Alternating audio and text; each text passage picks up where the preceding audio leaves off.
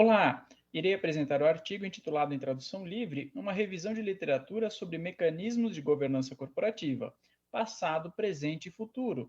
As autoras foram Jack DeVito e Kim Trottier.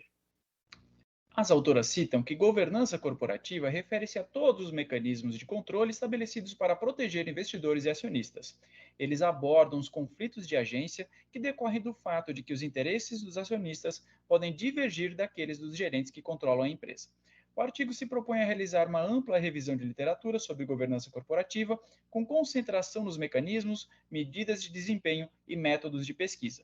O objetivo geral do artigo é explorar a eficácia dos mecanismos de governança corporativa e como eles afetam o desempenho da empresa.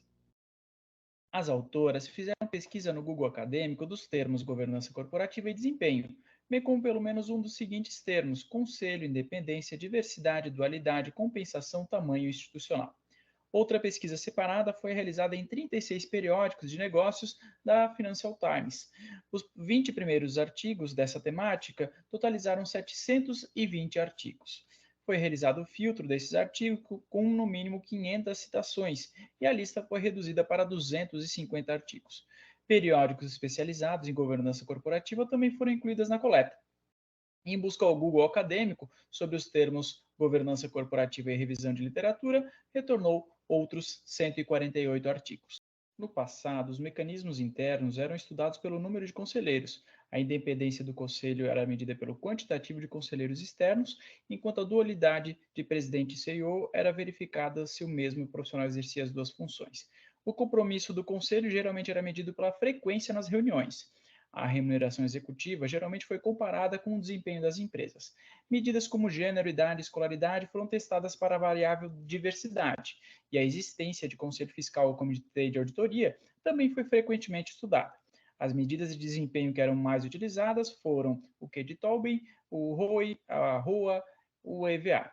E os métodos de pesquisa utilizavam regressão com um pequeno conjunto de variáveis. No presente, a governança passou a utilizar medidas compostas por meio de índices de qualidade e a inclusão de outros mecanismos. As medidas de desempenho foram expandidas para outros indicadores de eficácia, como vendas por funcionário, giro dos ativos e inovação.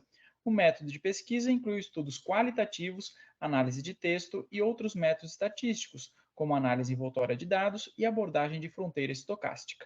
O futuro das pesquisas em governança corporativa deverá se pautar nas seguintes características. Muitos fatores podem afetar a simetria de informações e as pesquisas costumam se basear na estrutura tradicional. Todavia, muito pode ser aprendido ou se afastar da abordagem de tamanho único de governança. Outras teorias devem ser estudadas, e as teorias usadas em estudos qualitativos podem oferecer novas perspectivas.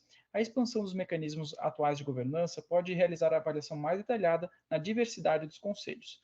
Novas métricas de desempenho deverão ser utilizadas em pesquisas, tais como desempenho social, meio ambiente, sustentabilidade e impacto social.